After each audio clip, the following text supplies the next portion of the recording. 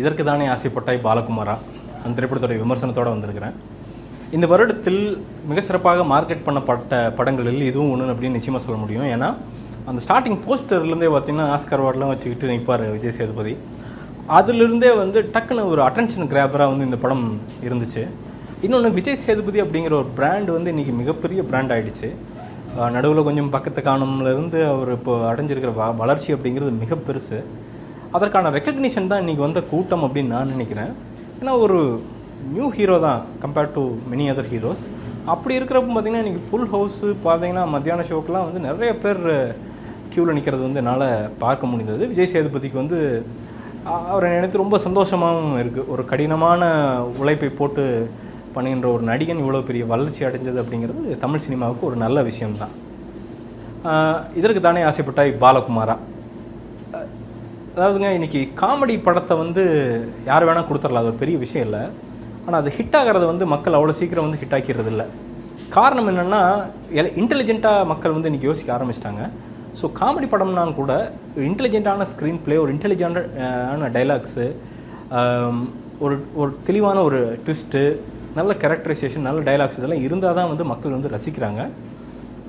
அப்படி படம் அமைஞ்சிருச்சு அப்படின்னா அது மிகப்பெரிய ஹிட் ஆகிறதுக்கு வாய்ப்புகள் ரொம்ப ரொம்ப ஜாஸ்தியாக இருக்குது இப்போ இருக்கிற டைமில். அதுக்கு ஒரு எக்ஸாம்பிள் பார்த்திங்கன்னா வருத்தப்படாத வாலிபர் சங்கம். ராஜேஷனுடைய அருமையான ஒரு டைலாக்ஸ்னால் அந்த பவர் பண்ணப்பட்ட அந்த படம் அப்படிங்கிறது கிட்டத்தட்ட 20 கோடி ரூபாய் லாபம் மட்டுமே இன்றைக்கி தொட்டிருக்குது அப்படிங்கிறது மிகப்பெரிய விஷயம்.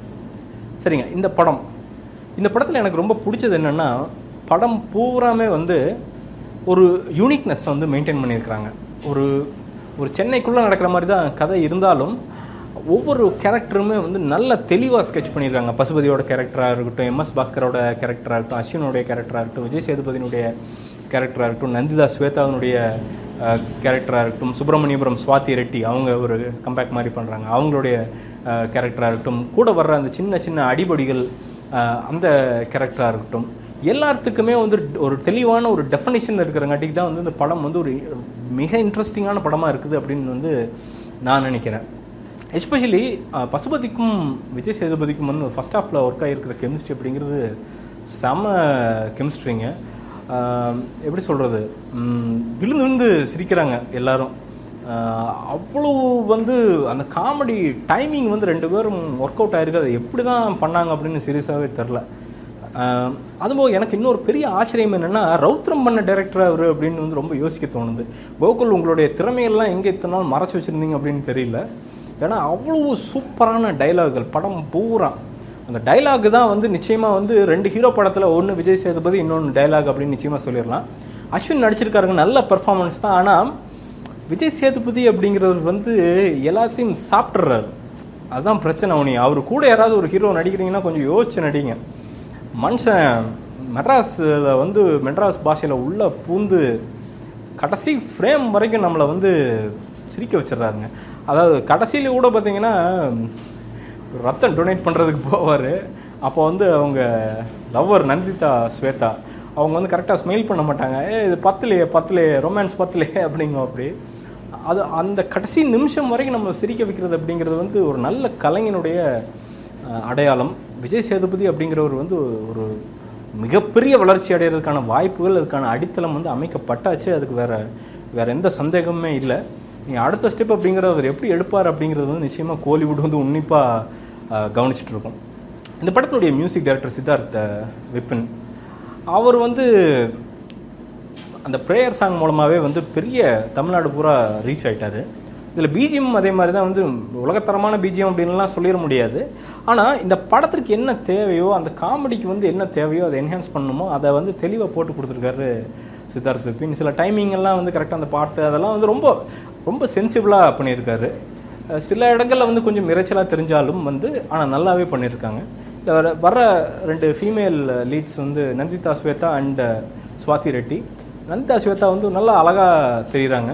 ஓரளவுக்கு நல்ல ரோலும் பண்ணியிருக்காங்க. ஒரு நல்ல எப்படி சொல்கிறது, ஒரு தெளிவான பெர்ஃபார்மன்ஸுங்க. பயங்கர டாப் நாச் பெர்ஃபார்மன்ஸ்னு சொல்ல முடியாட்டியும் தெளிவான பெர்ஃபார்மன்ஸு.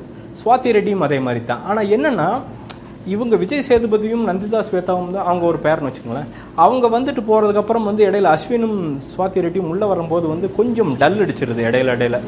அதுதான் வந்து அந்த படத்தினுடைய கொஞ்சம் ஸ்லோ பேஸுக்கு காரணம் அப்படின்னு நான் நினைக்கிறேன். கொஞ்சம் ஏதோ ஸ்பீட் பிரேக்கர் மாதிரி எனக்கு தெரிஞ்சது இடையில அது கொஞ்சம் இன்னும் கொஞ்சம் வந்து ஷார்ப் பண்ணியிருக்கலாம் அப்படின்னு நான் நினைக்கிறேன். ஆனாலும் வந்து இதுக்கு எல்லாத்தையும் சேர்த்து வந்து காம்பன்சேட் பண்ணிடுறாங்க. இப்போது அவருடைய பார்க்கில் அஸ்வின் அண்ட் சுவாதி ரெட்டி பார்க்கில் வந்து MS பாஸ்கர் உள்ள வந்துடுறாரு, அவர் காம்பன்சேட் பண்ணுறாரு, அவர் கூட வர ஃப்ரெண்ட்ஸ் காம்பன்சேட் பண்ணுறாங்க. அஸ்வினும் வந்து ஓரளவுக்கு 80% காம்பன்சேட் பண்ணுறாரு. ஆனால் நிச்சயமாக வந்து அவர் இன்னும் 2-3 படத்தில் வந்து இம்ப்ரூவ் பண்ணிக்குவார் அப்படின்னு வந்து நம்பலாம். காமெடி அப்படிங்கிறது வந்து விதவிதமான காமெடி. இவர் வந்து சுமார் மூஞ்சி குமார், விஜய் சேதுபதி, இன்னும் சுமார் மூஞ்சியாக இன்னொருத்தர் இருப்பார் அவரு கூட. அவர் பண்ணுகிற காமெடியும் வந்து சரக்கு வாங்குறதுக்கு போய் டாஸ்மார்க்கில் போய் தலை விட்டு நசுக்குவாங்க, அப்போல்லாம் வர்ற சிரிப்பாகட்டும், அவர் பேசுகிற டைலாக், அந்த பைக்கில் போகும்போது வந்து ஒரு டைலாக் பேசிக்கிட்டே அப்படி அதெல்லாம் வந்து சரியான சிரிப்பு. வெண்ணிலா சூரி வந்து அவர் ஒரு கேரக்டர் பண்ணியிருக்காரு, காமெடியன் கேரக்டர். ஓரளவுக்கு எஃபெக்டிவாக இருக்குது, ரொம்ப எஃபெக்டிவாக இருக்குன்னுலாம் சொல்ல முடியாது. அதான் எனக்கு என்னென்னா ஒரு சர்டன் பாயிண்டில் வந்து காமெடி வந்து கொஞ்சம் ஓவர் டோஸ் பண்ணியிருக்காங்களோ அப்படின்னு தோணுச்சு.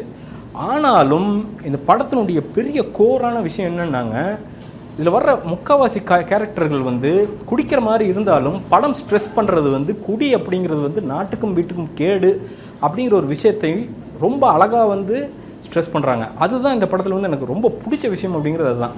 ரொம்ப வந்து ப்ரீச்சியாக போயிட்டு நீங்கள் வந்து குடிக்கூடாது அப்படின்னு சொல்லாமல் கேரக்டர்கள் வாயிலாக அவர்களுக்கு நேரும் சம்பவங்கள் வாயிலாக வந்து கோகுல் அவர்கள் உணர்த்தியிருப்பது அப்படிங்கிறது வந்து ரொம்ப பியூட்டிஃபுல்லாக இருக்குதுன்னு நிச்சயமாக சொல்ல முடியும்.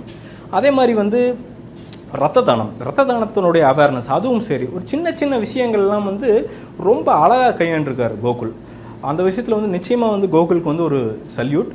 ரொம்ப சிறப்பாக ஒரு நல்ல ஒரு ஃபீலிங்கோடு தான் வந்து நிச்சயமாக வந்து படத்தை விட்டு வெளியில் வர முடியுது. அதே மாதிரி நான் கடவுள் அந்த படத்துடைய வில்லன் மொட்டை, அவரு ஒரு ரோல் பண்ணியிருக்காரு அவர் கூட. அந்த மாதிரி ரோல்கள் வந்து நிறையா வந்துடுதுங்க. அதுதான் வந்து இந்த படத்தினுடைய ஒரு பிரச்சனை அப்படின்னு நினைக்கிறேன். கொஞ்சம் ரோல்களை குறைச்சிருந்து இன்னும் இவங்களுக்கே வந்து கொஞ்சம் பார்ட்ஸ்லாம் கொஞ்சம் அலோகேட் பண்ணியிருந்தால் இன்னும் கொஞ்சம் நல்லா இருந்திருக்குமோ அப்படின்னு தோணுச்சு. ஆனால் இது வந்து எந்த படத்துக்கும் சலைச்சது இல்லைங்க. போய் உக்காந்தீங்கன்னா சிரின்னு சிரிச்சுட்டு வெளில வருவீங்க. நிச்சயமாக நீங்கள் கொடுத்த அந்த 80 ரூபாயோ இல்லை 120 ரூபாயோ இல்லை 10 ரூபாயோ எதுக்குமே வந்து நீங்கள் டிசப்பாயிண்ட் ஆகிட்டு வெளியில் வருவீங்க அப்படிங்கிறது வாய்ப்பே கிடையாது. ஏன்னா படத்துடைய கான்டென்ட் அப்படி, விஜய் சேதுபதி அடிச்சிருக்கிற நக்கல் நையாண்டி ஆட்டமெல்லாம் கொஞ்சம் நஞ்சம் கிடையாது. அப்படியே வாழ்ந்திருக்காரு இந்த சுமார் மூஞ்சி குமாராகவே அப்படின்னு வந்து சொல்ல முடியுங்க. இதில் வந்து வேறு என்ன சினிமாட்டோகிராஃபி, எடிட்டிங் இதெல்லாம் சொல்லணும்னா அதை வந்து ரொம்ப ஸ்ட்ரெஸ் பண்ணி சொல்கிற அளவுக்கு வந்து அங்கே ஒன்றும் எனக்கு தெரியல. ஏன்னா எனக்கே இந்த படம் வந்து இன்னும் கொஞ்சம் ஒரு 10-15 நிமிஷம் கம்மியாக இருந்திருக்கலாமோ அப்படின்னு கூட தோணுச்சு. கொஞ்சம் ஃபஸ்ட் ஹாஃப் கொஞ்சம் லாங்காக போகிற மாதிரி இருந்தது, செகண்ட் ஹாஃப் கூட கொஞ்சம் டக்குன்னு முடிஞ்ச மாதிரி இருந்தது. ஸோ மேபி ஒரு 10 மினிட்ஸ் வந்து ட்ரிம் பண்ணியிருக்கலாம் அப்படின்னு நான் நினைக்கிறேன். மற்றபடிங்க ஒரு ஹோல்சம் என்டர்டெய்னரு, போனீங்கன்னா உட்காந்து வயிறு புண்ணாகிற அளவுக்கு சிரிச்சுட்டு வாய் வலிக்கிற அளவுக்கு சிரிச்சுட்டு ஃப்ரெண்ட்ஸ் கூட ஜாலியாக கலாய்ச்சி தான் வெளில வருவீங்க. அந்த மாதிரியான ஒரு படம். இந்த படத்திற்கு என்னுடைய மார்க் அப்படிங்கிறது வந்து நிச்சயமாக வந்து 5க்கு 4 தருவேன். தயவுசெய்து போய் பாருங்கள், நிச்சயமாக டிசப்பாயிண்ட் ஆக மாட்டீங்க அப்படிங்கிறது வந்து என்னுடைய தாழ்மையான கருத்து. இந்த விமர்சனம் உங்களுக்கு பிடிச்சிருந்துச்சுன்னா கீழே லைக் பட்டன் இருக்குது, அதை கிளிக் பண்ணி லைக் பண்ணுங்கள். என்னுடைய சேனலுக்கு நீங்கள் சப்ஸ்கிரைப் பண்ணலாம், இதுக்குள்ளே வந்து ஒரு ஐக்கான் இருக்குது, அதை கிளிக் பண்ணி சப்ஸ்கிரைப் பண்ணுங்கள். இல்லாட்டி கீழே சப்ஸ்கிரைப் பண்ணுறதுக்கு அதை கிளிக் பண்ணி சப்ஸ்கிரைப் பண்ணுங்கள். என்னுடைய விமர்சனங்கள் லட்டு FM அப்படிங்கிற கனடா ஆல்பர்ட்டாவில் இருக்கிற ஒரு FMல வந்து ஒளிபரப்பாக போகுது அடுத்த மாதத்துலேருந்து. அதையும் வந்து கேட்டு மகிழுங்கள். அதோடைய லிங்க் கூட கீழே இருக்குது. மற்றும் ஃபேஸ்புக், ட்விட்டர் அதுலேயும் ஃபாலோ பண்ணுங்கள். கமெண்ட்டுகளை வந்து தாராளமாக எழுதுங்க.